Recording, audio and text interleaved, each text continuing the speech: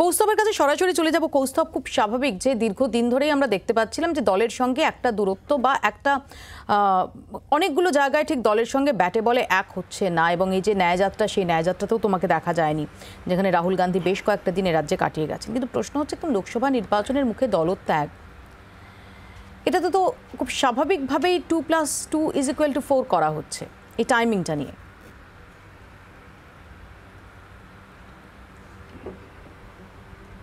2+2 তো তখনও হতো যখন অল ইন্ডিয়া কংগ্রেস কমিটির লিস্টে আমার নাম আসেনি। ছাড়ার যদি মানুষকে তখনও জানতে পারতাম। আমি মহাজাতি সদনে দলের ছাত্র পরিষদের অনুষ্ঠানে আমার সাথে দুর্ব্যবহার করা হয়, অপমান করা হয়। ছাড়লে তো তখনও ছাড়তে পারতাম। আমি যখন দলের স্বার্থে কথা বলার জন্য আমাকে মুখপাত্র পদ থেকে সরানো হয়েছিল, ছাড়লে তো তখনও ছাড়তে পারতাম। ছাড়াটা তো মানসিকতা কোনোদিন চিন্তাভাবনার মধ্যে ছিল না, কারণ এই দলটা আমি 2004 সাল থেকে এই দলটা করে এসেছি। আমি হাফ প্যান্ট পরা বয়স থেকে এই দলটা করেছি। আমি চিঠিতে লিখেছি, আমাকে লোকাল পার্টি অফিসে আমার মনে আছে, আমাদের পার্টির বয়স্ক দুজন মানুষজন ছিলেন আমাদের, আমি তাদের যদি কথা আজকে না বলি খারাপ লাগবে, আমাদের প্রভাস ঘোষ বলে একজন ছিলেন আর মলিন ঘোষ বলে আরেকজন ছিলেন, কালুদা বোদেদা বলে আমরা ডাকতাম। তো আমার নামকরণ করেছিল ওনারা বাচ্চা কংগ্রেস বলে। এবং আমার মনে আছে 2005 সালে আমার টিটাগড় থানার সামনের উল্টো দিকে মঞ্চ করে কংগ্রেস পার্টির একটা বিক্ষোভ সমাবেশে, সেটা আমার প্রথম বক্তৃতা, এবং লোকজন সেখানে তাক লেগে গেছিল যে এইটুকুর একটা বাচ্চা ছেলে বক্তৃতা করছে। তো এটা আমার কংগ্রেস পার্টির সাথে সম্পর্ক 2004 সাল থেকে। তো এটা তো ছেড়ে বেরিয়ে আসাটা তো খুব একটা মানে সোজা ব্যাপার আমার জন্যও ছিল না। দীর্ঘদিন ধরে, বহুদিন ধরে দলের কাছে বহু বিষয় সামনে রাখতে চেয়েছি। আজকে আমি যখন রেজিগনেশন দিয়েছি, এখন আমাকে প্রচুর লোকজন ফোন করে বলছে, না তুমি উইথড্র করে নাও, তোমাকে এই করা হবে, তোমাকে সেই করা হবে। কিন্তু আমি তো কোনোদিন কিছু পাওয়ার জন্য করিনি। আমি তো দলের কাছে আমার জন্য কোনোদিন পদ চাইনি, আইসিসি তালিকায় রাখেনি। খারাপ লেগেছে, দুঃখ পেয়েছি, প্রকাশ্যে বলেছি, কিন্তু দল ছাড়িনি। আমি এরপরেও দলের মুখপাত্র পদ থেকে সরিয়ে দিয়েছে, দলই দিয়েছিল, দলই কেড়ে নিয়েছে। আমার তাতেও খারাপ লেগেছে, বলেছি, কিন্তু আমি দল ছাড়িনি। কিন্তু দিনের পর দিন যেভাবে কংগ্রেস পার্টিটা is losing it's political character, এটা তো মেনে নেওয়া যায় না। এই রাজ্যে তৃণমূল কংগ্রেসকে এই অল ইন্ডিয়া কংগ্রেস কমিটি তাদের নিজেদের অফিসিয়াল উইং বলে মনে করে। এখানে তৃণমূল কংগ্রেসটাই হচ্ছে কংগ্রেস, এটা এআইসিসি মনে করে। এখানে পশ্চিমবঙ্গ প্রশ্ন, আমি ঠিক এই জায়গাতে তুমি যেখানটাতে বলছো, তুমি যেখানটাতে চিঠিতেও লিখেছো যে এখানে যে প্রদেশ কংগ্রেস কমিটির যে এক্সিস্টেন্স সেটাকেই কার্যত স্বীকার করা হয় না, এবং তৃণমূল কংগ্রেসকে অ্যাকসেপ্ট করা হয় as it's outfit in the state of West Bengal. ঠিক এই অভিযোগটাই প্রকারান্তরে তো প্রদেশ কংগ্রেস নেতৃত্বেরও একটা বড় অংশের।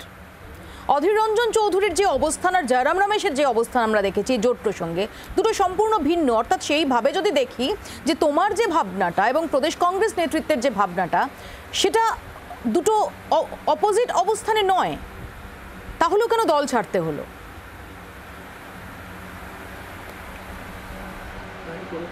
আমি বলছি, দলের যদি রাজ্য সংগঠনকে যদি সত্যি গুরুত্ব দেওয়া হতো, তাহলে কি বিষয়গুলো হতো? যারা এই বিষয়গুলোকে মেনে নিয়ে ঢোক গিলে আত্মসম্মানের সাথে কম্প্রোমাইজ করতে পারবে, করবে। কারণ এই তৃণমূল কংগ্রেসের, আমাকে মপিয়াদি আজকে দাঁড়িয়ে আমাকে অনেকে দল বিরোধী বলবে, অনেকে অনেক কিছু বলবে। আমি বলছি, সেই তথাকথিত কংগ্রেস প্রেমীদের বা যারা কংগ্রেসের এত ভালো চায় বা এত ভালোবাসে দলকে, যেদিন অধীর রঞ্জন চৌধুরীর প্রয়াত কন্যা সম্পর্কে কুরুচিকর মন্তব্য মমতা বন্দ্যোপাধ্যায় করেছিল, তারা কোথায় ছিল? আমি তোমার চ্যানেলে বলছি মৌপিয়াদি, যেদিনকে আমি পশ্চিমবঙ্গ প্রদেশ কংগ্রেসের অফিসে সকালে প্রেস কনফারেন্স করতে গেছিলাম, আগের দিন রাত্রিরে অনেক নেতার সাথে আমার কথা হয়েছিল, তারাও বলেছিল আমরা যাব। সকাল থেকে কারুর পেট ব্যথা হলো, কারুর ফোন খারাপ হয়ে গেল, কারুর মেয়ের স্কুলে যাওয়ার ব্যাপার হলো, তো এরকম অনেক কিছু হলো। আলটিমেটলি যখন সকালবেলায় গিয়ে দেখলাম, সেখানে আমাকেই প্রেস কনফারেন্স অ্যাড্রেস করতে হলো। এমনকি পশ্চিমবঙ্গ প্রদেশ কংগ্রেসের অনেক বড় বড় মুখ, অনেক বড় বড় মানুষজন, তারা আমাকে ফোন করে বলেছিল, না এটা করার দরকার নেই, তুমি অন্য একটা কিছু বলে প্রেস কনফারেন্স করে দাও। আমি সমস্ত কিছুকে উপেক্ষা করে বলেছিলাম, আমি জানি ইটের জবাব পাটকেলেই দিতে হয়, আর আমি সেই ফিলোসফিতে বিশ্বাস করি, আমি সেটা করব। তো আমাকে যারা আজকে কংগ্রেস বিরোধী বলে দাগাচ্ছে, অধীর রঞ্জন চৌধুরী ব্যক্তি অধীর রঞ্জন চৌধুরী হিসাবে বলছি না, দলের রাজ্য সভাপতি অধীর রঞ্জন চৌধুরীকে সেদিনকে কুরুচিকর আক্রমণ করেছিল, না রাজ্য না কেন্দ্র একটা কথা কেউ বলেছে? আজকে এই প্রসঙ্গটা ছেড়ে এবারে যদি তোমার আসি রাজ্যের কিছু পার্টিনেন্ট ইস্যু নিয়ে, আমি লিখেছি বকটুই থেকে শুরু করে একটার পর একটা কংগ্রেসের কাউন্সিলর তপন কান্দু খুন হলো, সন্দেশখালীর মতন ঘটনা, বকটুই সন্দেশখালীর ঘটনার এতটাই গুরুত্ব, মানে এতটাই গভীরতা, প্রধানমন্ত্রী সেই গভীরতা অনুধাবন করে প্রেস বিবৃতি দিতে পারেন, কথা বলতে পারেন, বিজেপির কেন্দ্রীয় টিম আসতে পারে, আমাদের দলের কেন আসবে না? আমরা এগুলো অনেক ডিপেন্ড করেছি, কিন্তু কোথাও তো মানুষের কাছে গিয়ে একটা বলার জায়গা আমরা খুঁজে পাচ্ছিলাম না, অন্তত আমি তো পাচ্ছিলাম না, নিজের বিবেকের কাছে উত্তর দিতে পারছিলাম। বকটুই ঘটনা নিয়ে রাহুল গান্ধীর কোনো বক্তব্য নেই, সন্দেশখালীর ঘটনা নিয়ে রাহুল গান্ধী, খারগেজি কারোর কোনো বক্তব্য নেই। এগুলো আমাদের বেদনার কথা। দল আমরা যখন এই রাজ্যে করি, আমরা মনে করি যখন কেন্দ্রীয় দল সেইভাবেই আমাদেরকে সমর্থন যোগাবে। আজকে তৃণমূলের সাথে পশ্চিমবঙ্গের কোনো কংগ্রেস কর্মী জোটকে অ্যাপ্রুভ করে না। অধীরবাবু যেটা করছেন দলের সভাপতি হিসেবে ঠিকই কাজ করছেন, কিন্তু তা সত্ত্বেও কেন্দ্রীয় নেতৃত্বে তৃণমূলের আশেপাশে হাতে ভিক্ষার বাটি নিয়ে ঘোরার যে মানসিকতা, এটা তো কোনোভাবে মেনে নেওয়া যায় না। আর আমাদের এই জিনিসটা দল বুঝছে না যে আমরা 2004 সাল থেকে লাগাতার হারছি, এমন হারছি লাস্ট দুটো নির্বাচনে আমরা অফিসিয়াল অপোজিশনের স্ট্যাটাসটা পাই। আর আমি তো বলছি যা পরিস্থিতি তাতে হয়তো তৃতীয়বার হ্যাট্রিক হবে এই সিচুয়েশনে। পার্টির নির্বাচন জেতার জন্য কোনো চিন্তা ভাবনা আছে? নেই।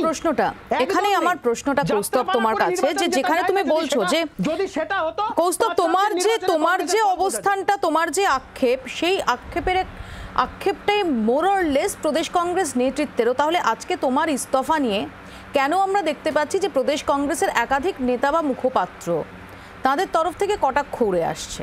তুমি এই ইস্তফার আগে অধীর রঞ্জন চৌধুরীর সঙ্গে কথা বলেছিলে?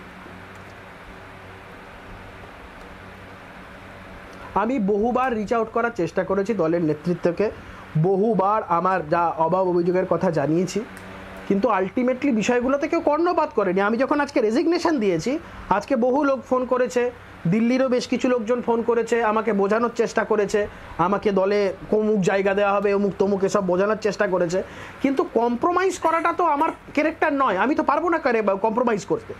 এইভাবে তো কম্প্রোমাইজ করে তো চলা যায় না। আমরা যখন রাস্তাঘাটে মানুষজনের সাথে কথা বলি, সবার একটাই বক্তব্য, যেই কংগ্রেসটাকে তৃণমূল কংগ্রেস তৈরি হওয়ার পর থেকে দিনের পর দিন ভেঙে টুকরো টুকরো করেছে, সেই দলের কেন্দ্রীয় নেতৃত্ব তৃণমূল কংগ্রেসের কাছে এখনো ভিক্ষার বাটি নিয়ে বসে আছে। আজকে যদি জোট না হয়, মমতা বন্দ্যোপাধ্যায় না চাইলে জোট হবে না। আমাদের নেতৃত্ব তো একদম খোলা অফার দিয়ে বসে রেখেছে মমতা বন্দ্যোপাধ্যায়কে, মমতা বন্দ্যোপাধ্যায় পাত্তা দিচ্ছে না, তাই আমাদের এই রাজ্যে তৃণমূল কংগ্রেসের সাথে জোট হচ্ছে না। এর থেকে লজ্জার কিছু হতে পারে? এই যন্ত্রণা, এই বেদনা শুধু আমার একার নয়, গোটা রাজ্য কংগ্রেসের প্রত্যেকটা সাধারণ কর্মী সমর্থকদের। আর আজকে যারা আমাকে বারবার বলছি মৌপিয়াদি, আমাকে অনেকে দল গদ্দার, বেঈমান, অনেকে অনেক কিছু বলবে, এই দলের প্রতি আমার যা স্যাক্রিফাইস, এই দলের প্রতি আমার যা ত্যাগ, আমি এইটুকুন বলতে পারি, খুব কম লোকে আছে যারা এই জিনিস করেছে। যারা জানে তারা জানে, যারা জানে তারা বলবে না, যারা জানে না তারা এই জিনিসগুলো বলবে। আর দলের একটা বড় অংশ আজকে স্বস্তির নিঃশ্বাস ফেলবে, তাদের একটা খুব আইডেন্টিটি ক্রাইসিসের জায়গা হয়ে যাচ্ছিল আমি থাকলে, সেই জায়গাটাকে তারা মুক্ত হলেন। কৌস্তব, কাদের কথা বলছো? আমি কাউকে নাম করব না, কিচ্ছু বলবো না। আমি দেখলাম অতীব বড় বড় বিপ্লবীরা, সব বৈপ্লবিক সব মন্তব্য, অনেকে আমাকে প্রেস মিডিয়ার লোকজন বলেছে, আমি কিচ্ছু খারাপভাবে নিচ্ছি না। আমরা সবাই একসময় সতীর্থ ছিলাম, আমার সবার প্রতি ভালোবাসা, আমার সবার প্রতি শ্রদ্ধা অটুট। আমি পশ্চিমবঙ্গ প্রদেশ কংগ্রেস সভাপতিকে অত্যন্ত শ্রদ্ধার নজরে দেখি। আমি জানি অধীরবাবুকে, আমি সত্যি কথা বলছি, যার ফার্স্ট জেনারেশন পলিটিক্সের লোক, যার কোনো ব্যাকগ্রাউন্ড ছিল না, যে লড়াই করে যে জায়গা অধীরবাবু করেছেন নিজের জন্য, এটা সত্যি শিক্ষণীয়, এটা কোনোভাবে অস্বীকার করা যায় না। অধীরবাবু শুধু রাজনীতির ক্ষেত্রে না, অধীরবাবু যেভাবে নিজের পড়াশোনাটাকে যে জায়গায় নিয়ে গেছেন, পারিপার্শ্বিক সিচুয়েশনে ক্লাস 10 অবধি পড়াশোনা করেছেন, কিন্তু যেভাবে নিজের ইচ্ছায় যে জায়গায় নিজের নলেজকে নিয়ে গেছেন, আমি সবসময় এটা বলি যে অধীরবাবুর মতন মানুষ খুব কম পাওয়া যায়। ব্যক্তিগত শ্রদ্ধা, ব্যক্তিগত ভক্তি, ব্যক্তিগত ভালোবাসা এক জায়গাতে, কিন্তু উল্টো দিকে রাজনৈতিকভাবে আমি আজকে কাউকে কিচ্ছু বলবো না। তবে যেই ধরনের মন্তব্যগুলো উঠে আসছে, যারা করছে তাদের ভাবনা চিন্তা করা উচিত যে বিজেপিতে যাচ্ছ, কোন প্রেক্ষাপটে আমি দল ছাড়লাম। মৌপিয়াদি, আমার চিঠিতে একটা লাইন আছে, আমি জাস্ট একটা কথা বলি মৌপিয়াদি, আমার চিঠিতে একটা লাইন আছে, আমি জানি না তুমি সেটা পড়েছো কিনা। এক লাইনে একটা কথা লিখেছি যে আজকে আমি অনেক কিছু লিখতে পারতাম, but I choose not to. দেখেছি, আমার হাতে আছে সেই চিঠিটা। একটা লাইন অনেক অনেক কিছু বলে দেয়। আমি চাইলে অনেক কিছু বলতে পারতাম, কিন্তু আমি বলি। বিজেপিতে জয়েন করছো,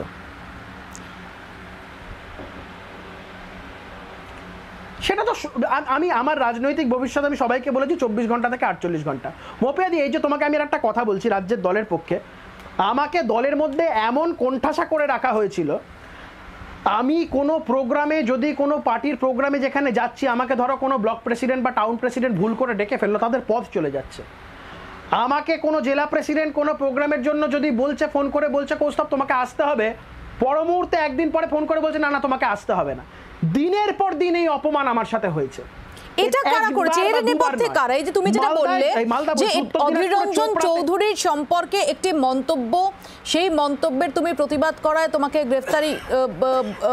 গ্রেফতার হতে হয়েছে ইত্যাদি, এই ঘটনাগুলো তো সবার জানা। এখনো তুমি বলছো যে অধীর রঞ্জন চৌধুরী সম্পর্কে তোমার শ্রদ্ধা অটুট, তিনি তার তুমি স্তুতি করছো। তাহলে এই ডিসিশনগুলো কে নিতেন? কে বা কারা এর নেপথ্যে ছিলেন? আমি বলতে পারবো না, আমি আজকে এই নিয়ে এসব কথাও বলবো না। তবে এই বিষয়গুলো হয়েছে, দলের যারা আছে তারা সবাই জানে। আমি রিসেন্ট একটা ইনস্ট্যান্স দিচ্ছি। আমার আগামী 7ই মার্চ চোপড়াতে একটি দলীয় সভায় আমাকে ইনভাইট করেছিল যাওয়ার জন্য, এবং আমাকে যে ইনভাইট করেছিল তার পর থেকেই শুনতে পারলাম যে আমাকে ওখানে ডাকা নিয়ে, ফ্লেক্সে আমার নাম দেওয়া নিয়ে, ওই গেট টেটগুলো করাতে আমার নাম দেওয়া নিয়ে সে বিশাল ঝামেলা। তা আমি তাকে তখন ফোন করে আমি বলেছিলাম যে আপনি সবার সাথে কথা বলে আমাকে বলছেন তো। মানে এমন একটা পরিস্থিতি দলের মধ্যে, এমন একটা জায়গা তৈরি করে দেওয়া হয়েছিল বিগত, আমি বলছি এটা 6-7 মাস ধরে, যেখানে আমারই এই দলটা, আমার মনে হতো যে আমি বাইরের কেউ। মানে আমি একদম অস্পৃশ্য হয়ে গেছিলাম সকলের কাছে, সকলের মনে হচ্ছিল যে আমি অস্পৃশ্য। আমি এই সিদ্ধান্ত নিতে খুব, আমি বারবার বলছি না যে খুব সহজ সিদ্ধান্ত নয়, একদম মানে দেওয়ালে পিঠ থেকে যাওয়ার পর আমার মনে হয়েছে যে আর পারা যাচ্ছে না, এরপরে যদি না করি নিজের আত্মসম্মান বলে আর কিছু থাকবে না। এই পরিস্থিতি তৈরি করা। শুভেন্দু অধিকারী সম্পর্কে তোমার অ্যাসেসমেন্ট কি রকম? বলছি এই কথাটা আমি খুব বিশ্বাস করি, হয়তো টিভি, আমি জাস্ট একটা কথা বলে নি, কংগ্রেস দলটা কেউ ছাড়ে না, কংগ্রেস দলটা ছাড়তে বাধ্য করা হয়। এবং অতীতেও এর আগে আমাদের অনেক লোকেরা দল ছেড়েছে, আমরা অনেকে অনেক কিছু বলেছি, কিন্তু অনেকের ক্ষেত্রেই বিষয়গুলো প্রযোজ্য। মানস ভূঁইয়া যেভাবে দল ছেড়েছিলেন, আমরা হয়তো বলবো একটা ক্রিমিনাল কেসের জন্য দল ছেড়েছিলেন, কিন্তু মানস ভূঁইয়ার সাথেও সেদিনকে যে কি দুর্ব্যবহার হয়েছিল যারা জানেন তারা জানেন। কোনো সময় যদি প্রয়োজন হয় নেপাল মাহাতোকে জিজ্ঞেস করবেন সেদিনকে সিএলপি ঘরে মানস ভূঁইয়ার সাথে কি ব্যবহারটা হয়েছিল। এরকম এক গুচ্ছ উদাহরণ আছে। কংগ্রেস কেউ ছাড়ে না, কংগ্রেসকে ছাড়তে বাধ্য করা হয়। শুভেন্দু অধিকারী প্রসঙ্গটা এলে শুভেন্দু অধিকারী সম্পর্কে আমি বরাবর আমার মূল্যায়ন, সেটা হচ্ছে শুভেন্দু অধিকারী তো বিজেপির বিরোধী দলনেতা নয়, শুভেন্দু অধিকারী রাজ্যের বিরোধী দলনেতা। আমি এর আগে বহুবার বলেছি যে শুভেন্দু অধিকারী তার role as a leader of opposition যেভাবে পালন করেছে, অতীতে তৃণমূল সরকার আসার পর থেকে কোনো নেতাকে এইভাবে বিরোধী দলনেতার রোলের প্রতি জাস্টিস করতে দেখা যায়নি। আমি যদি এই কথাটা বলি আমি ভুল কথা বলবো? আমি যদি বলি সূর্য পূর্ব দিকে ওঠে আমি ভুল বলবো? আমাকে বলতে হবে, যদি এক পক্ষ মানুষ যদি মানে যে সূর্য পশ্চিম দিকে ওঠে, তার মানে আমাকে বলতে হবে সূর্য পশ্চিম দিকে ওঠে। শুভেন্দু অধিকারী আছে বিরোধী দলনেতা ভালো কাজ করেছে, বারংবার বলেছে, আগেও বলেছে, এখনও বলেছে, আগামী দিনও বলবো। তো অস্বীকার করার কোনো জায়গা নেই। যে মানুষটা কাজ করছে তাকে তো অবশ্যই বলতে হবে। আর বিরোধী দলনেতা কোনো দলের হতে পারে না, বিরোধী দলনেতা এই পদটা তো সরকারি পদ।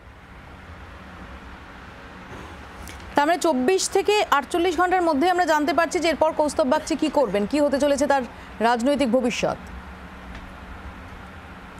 একদম আমি স্পষ্টভাবে যখন দল, আমি অনেক চেষ্টা করেছিলাম, আমি অনেক ভাবনা চিন্তা করেছিলাম যে দলে থেকে যাবে, দলের এই বিষয়গুলো সমস্ত কিছু সর্ট আউট হয়ে যাবে, কিন্তু আমাকে যদি এখন তাড়ানোরই উদ্দেশ্য হয়ে থাকে, ভাই অপাঙ্ক্তয় হয়ে তো আমি পড়ে থাকতে পারবো না। সেই জায়গা থেকে আমার সিদ্ধান্ত নিতে আমি বাধ্য হয়েছি। আর দ্বিতীয়ত হচ্ছে, যখন রেজিগনেশনের কথাও সবাইকে জানিয়েছি, যা করব রাজনৈতিক যা সিদ্ধান্ত সেটাও জানিয়ে করব। কারণ আমি একটা জায়গাতে আমার সিদ্ধান্তের জায়গায় আমি বদ্ধপরিকর, রাজ্য থেকে এই যে অপশাসন মুক্ত করতে হবে বাংলাকে। রাজ্যে যে অপশাসন চলছে, এই বেকার ছেলেমেয়েগুলোর দিকে তাকিয়ে, রাজ্যের হাহাকার করা মানুষগুলোর দিকে তাকিয়ে, চতুর্দিকে তৃণমূলের অত্যাচারে যারা অত্যাচারিত সেই সকল মানুষগুলোর দিকে তাকিয়ে এই শাসনকালের অবসান ঘটা দরকার। আমার শেষ প্রশ্ন কৌস্তব, আমার শেষ প্রশ্ন, গত এক বছর ধরে বারংবার কখনো রাজনৈতিক আলোচনায়, কখনো একটু ব্যঙ্গাত্মক স্বরে তোমার এই যে মাথার চুল কামানোর যে তোমার সিদ্ধান্তটা এবং যে পণটা, সেটা বারবার আলোচনায় চলে এসেছে। অনেকে ব্যঙ্গ করেছেন, অনেকে সেটা নিয়ে আলোচনা করেছেন, অনেকে তোমার যে অঙ্গীকার সেটাকে অ্যাপ্রিশিয়েট করেছেন। তো আজকে দাঁড়িয়ে কোথাও এর জন্য আক্ষেপ রয়েছে? একদম নেই, আমি আগেও বলেছি I am a different political character altogether. আমি অন্যান্য রাজনৈতিক লোকেদের মতো নই। অতীতে অনেক রাজনৈতিক লোকজন দেখেছে সবাই, তারা এরকম প্রতিজ্ঞা করেছিল, পর মুহূর্তে আবার তারা সেখান থেকে সরে এসেছে। আমি খারাপ বলছি না, লোকের কম্পালশন থাকে, আমার ক্ষেত্রেও তো আমাকে বাড়ির লোকেরা প্রচুরবার এসে বলেছে এই তুমি কেন চুল রাখছো না। আমার এই রিসেন্টলি গণেশ পুজোতে বাড়িতে এসে আমাদের হাইকোর্টের আমাদের বহু সিনিয়র কলিগস, বিভিন্ন জজেরা, তারাও পর্যন্ত বলেছে না তুমি এবারে এটা রাখো। কিন্তু আলটিমেটলি আমি যেটা সিদ্ধান্ত নিয়েছি ওখান থেকে আমি 1 ইঞ্চি সরবো না। আমি স্পষ্টভাবে যেটা বলেছিলাম সেই দিনকেও যা বলেছিলাম আজও তাই বলছি, যতদিন না মমতা বন্দ্যোপাধ্যায় এই রাজ্য থেকে উৎখাত হচ্ছেন আমার মাথায় আমি চুল গজাতে দেবো। কৌস্তব ধন্যবাদ। এর পরবর্তী সিদ্ধান্ত কি তুমি জানাও সেদিকে আমাদের সবার তোমার হয়তো মনে থাকবে আমি আমি আমি আমি ব্যাংশাল কোর্ট থেকে বেরিয়ে তোমার চ্যানেলেই প্রথম এই কথাটা বলেছি। এক্স্যাক্টলি কৌস্তব, সেদিন প্রথম ব্যাংশাল কোর্ট থেকে বেরিয়ে জি24 ঘন্টাতেই তুমি লাইভে বসেছিলে এবং সেখান থেকে তুমি এই কথাটাই বলেছিলে এবং এখনো তুমি সেই কথাটাই রিপিট করছো। আমাদের নজর থাকবে। অনেক ধন্যবাদ কৌস্তব আমাদের সময় দেওয়ার জন্য। বাংলার আওয়াজ, বাঙালির আবেগ, জি24 ঘন্টা।